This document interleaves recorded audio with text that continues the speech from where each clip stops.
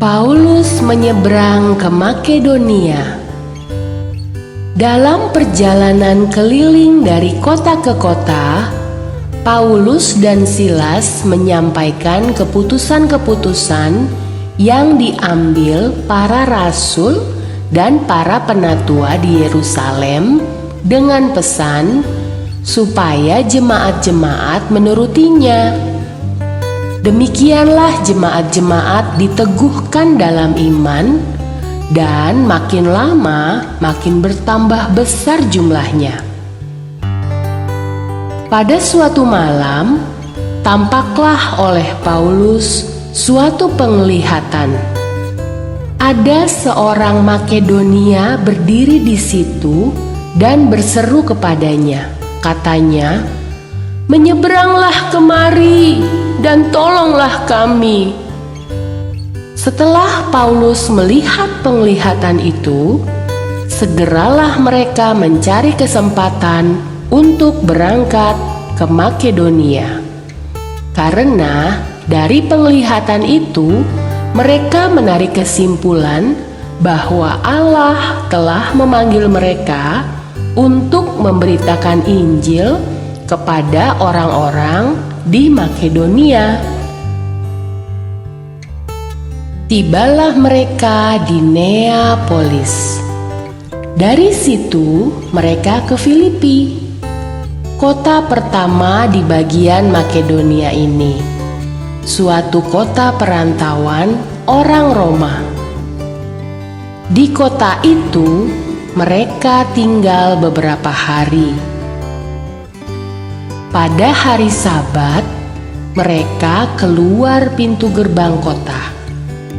Mereka menyusur tepi sungai dan menemukan tempat sembahyang Yahudi yang sudah mereka duga ada di situ. Setelah duduk, mereka berbicara kepada perempuan-perempuan yang ada berkumpul di situ.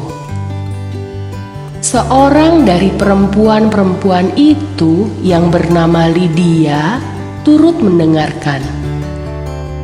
Ia seorang penjual kain ungu dari kota Tiatira yang beribadah kepada Allah. Tuhan membuka hatinya sehingga ia memperhatikan apa yang dikatakan oleh Paulus.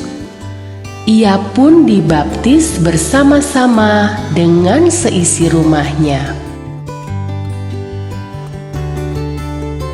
Pada suatu kali, ketika mereka pergi ke tempat sembahyang itu lagi, mereka bertemu dengan seorang hamba perempuan yang mempunyai roh tenung. Dengan tenungan-tenungannya, tuan-tuannya memperoleh uang yang banyak sekali. Hamba perempuan itu mengikuti mereka dari belakang sambil berseru, katanya, "Orang-orang ini adalah hamba Allah yang maha tinggi. Mereka memberitakan kepadamu jalan kepada keselamatan." Hal itu dilakukannya beberapa hari lamanya. Tetapi ketika Paulus tidak tahan lagi akan gangguan itu, ia berpaling dan berkata kepada roh itu, "Demi nama Yesus Kristus, aku menyuruh engkau keluar dari perempuan ini." Seketika itu juga keluarlah roh itu.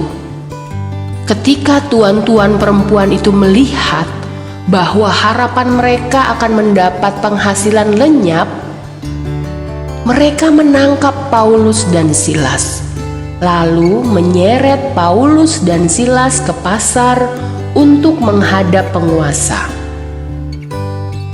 Setelah mereka membawa keduanya menghadap pembesar-pembesar kota itu, berkatalah mereka, katanya, "Orang-orang ini mengacau kota kita ini, karena mereka orang Yahudi. Dan mereka mengajarkan adat istiadat yang kita sebagai orang Rom tidak boleh menerimanya atau menurutinya." Juga orang banyak bangkit menentang mereka. Lalu pembesar-pembesar kota itu menyuruh mengoyakkan pakaian dari tubuh mereka dan mendera mereka. Setelah mereka berkali-kali didera, mereka dilemparkan ke dalam penjara. Kepala penjara diperintahkan untuk menjaga mereka dengan sungguh-sungguh. Sesuai dengan perintah itu, kepala penjara memasukkan mereka ke ruang penjara yang paling tengah dan membelenggu kaki mereka dalam pasungan yang kuat. Tetapi kira-kira tengah malam, Paulus dan Silas berdoa dan menyanyikan puji-pujian kepada Allah, dan orang-orang hukuman lain mendengarkan mereka. Kemudian terjadilah gempa bumi yang hebat sehingga sendi-sendi penjara itu goyah, dan seketika itu juga terbukalah semua pintu dan terlepaslah belenggu mereka semua. Ketika kepala penjara itu terjaga dari tidurnya dan melihat pintu-pintu penjara terbuka, ia menghunus pedangnya hendak membunuh diri, karena ia menyangka bahwa orang-orang hukuman itu telah melarikan diri. Tetapi Paulus berseru dengan suara nyaring, katanya, "Jangan celakakan dirimu, sebab kami semuanya masih ada di sini."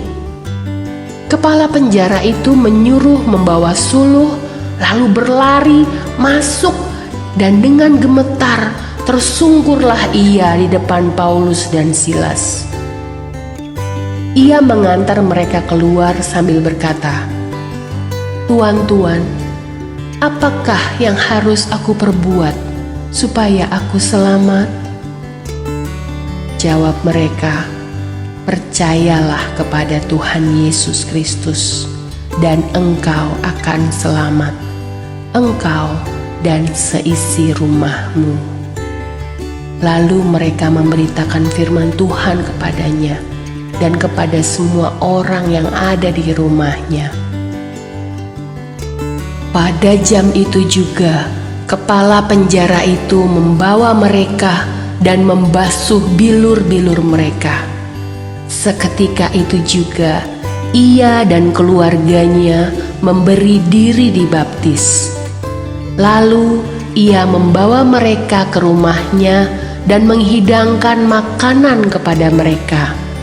Dan ia sangat bergembira bahwa ia dan seisi rumahnya telah menjadi percaya kepada Allah.